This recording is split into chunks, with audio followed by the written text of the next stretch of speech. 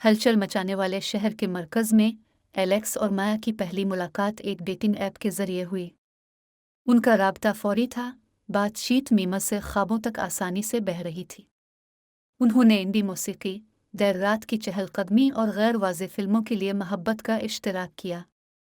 उनका रिश्ता डिजिटल दायरे में खुला, अल्फाज कम पड़ने, बात का इजहार करने वाले इमोजीज।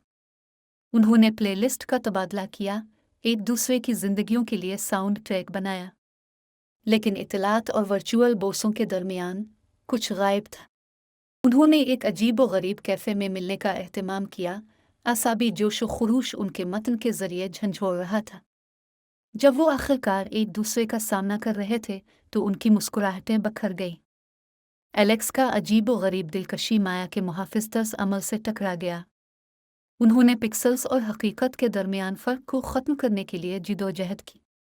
दिन हफ्तों में बदल गए जब उन्होंने अपने ऑनलाइन ताल्लुकात के जादू को दोबारा हासिल करने की कोशिश की। फिर भी इनके पैगामात के दरमियान खामोशी तवील होती गई।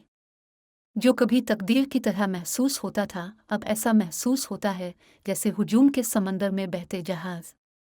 एक बरसाती शाम माया ने एक पैगाम भेजा जिसका इख्तिताम था, मुझे लगता है कि हम दोस्त के तौर पर बेहतर हैं। ये पढ़ा।